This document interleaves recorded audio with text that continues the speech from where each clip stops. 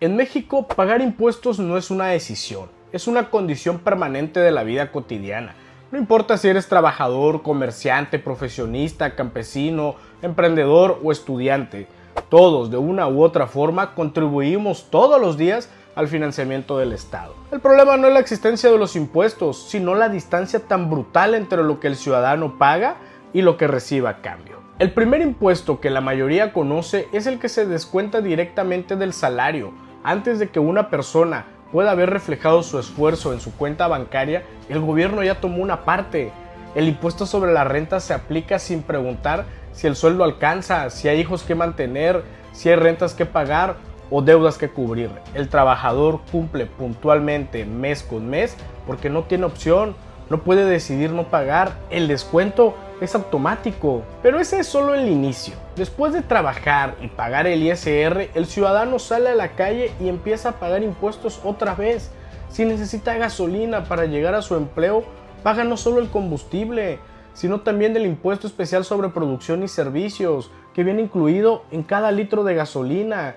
Cada traslado cuesta más, y no porque el servicio mejore, sino porque el gravamen aumenta el precio de la gasolina. Un repartidor, un campesino que lleva su producto al mercado, una madre que traslada a sus hijos a la escuela, todos pagan por moverse en un país donde muchas veces las carreteras están llenas de baches, mal señalizadas, incompletas o hasta simplemente abandonadas. Luego viene el consumo. Cada vez que una familia va al supermercado, compra ropa, paga un servicio, adquiere herramientas o incluso productos básicos, paga el impuesto al valor agregado. El IVA no distingue entre ricos y pobres. El que tiene poco paga el mismo porcentaje que el que tiene mucho.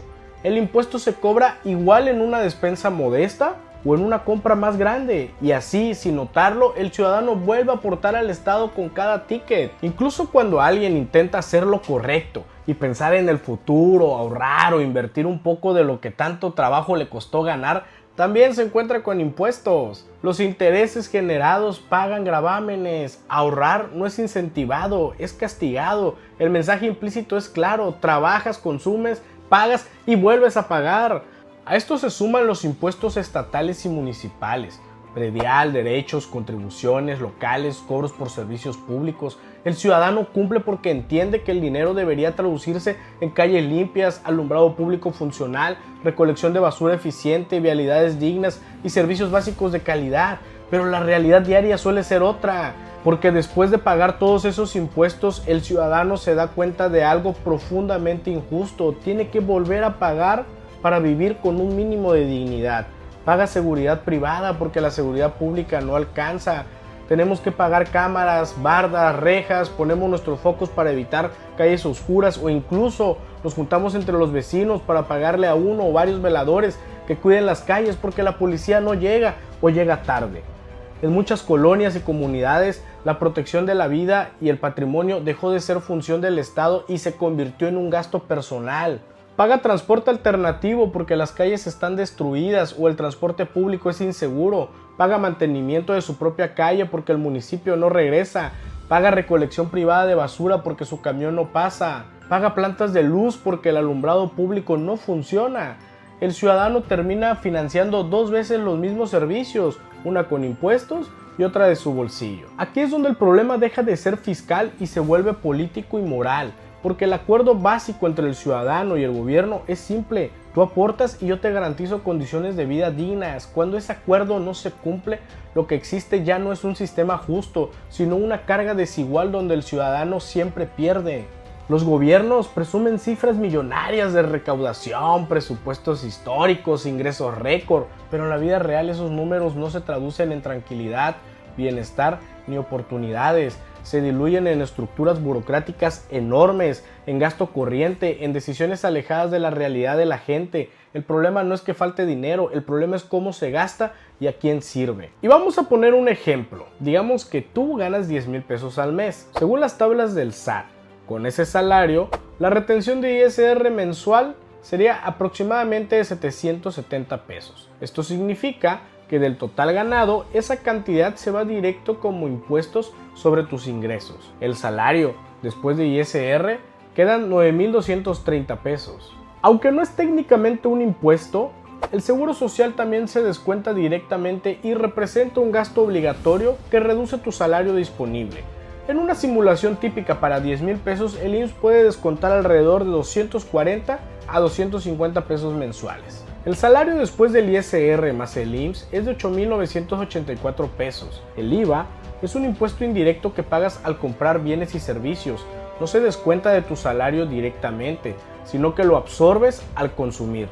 Digamos que si al mes gastas unos 6,000 pesos en bienes y servicios con IVA, entre una despensa mensual que podrían ser unos 4,000 pesos, el pago de teléfono, internet, luz, unos 1,000 pesos más, en ropa o en algún otro gusto que quieras darte, como ir a comer a algún restaurante o al cine, te puedas gastar otros 1,000 pesos, estarías pagando 960 pesos de IVA solo por el consumo básico mensual. Si al mes cargas unos 40 litros de gasolina a un precio promedio en el que varios pesos por litro corresponden a impuestos, el IEPS puede significar entre 200 a 300 pesos adicionales al mes solo en gasolina. Este ejemplo representaría que de tus 10,000 pesos que ganaste por trabajar de lunes a viernes, si bien te va, porque hay muchos que trabajan en sábados, pagaste en impuestos aproximadamente 2,280 pesos al mes. El 22% de tu salario se va a impuestos.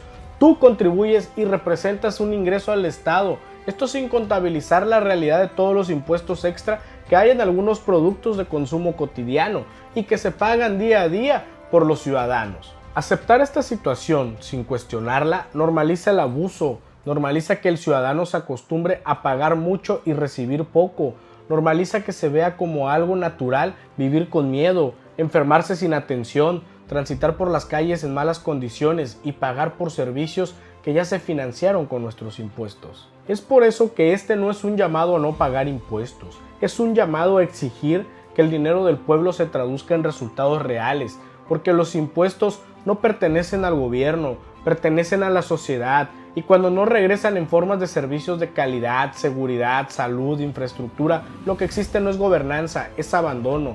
Y al final quedan dos preguntas que no pueden ignorarse. ¿Es justo que el ciudadano pague impuestos como si viviera en un país de primer nivel, cuando recibe servicios públicos que no garantizan seguridad, salud ni bienestar básico? ¿Hasta cuándo vamos a aceptar que el gobierno nos cobre todo, mientras nos obliga a pagar de nuevo por aquello que debería ser garantizado con nuestro propio dinero? Un país no se mide por cuánto recauda, sino por lo que le devuelve a su gente. Y hoy, en México, el ciudadano cumple más que el Estado. Esa es la verdad incómoda. Y mientras no se corrija ese desequilibrio, cualquier discurso de justicia social, bienestar o transformación quedará vacío, porque no hay justicia fiscal sin resultados visibles, ni legitimidad política cuando el ciudadano paga todo y recibe tan poco. Ahí está el verdadero debate, no en los discursos, no en las cifras oficiales, sino en la vida diaria de millones de mexicanos.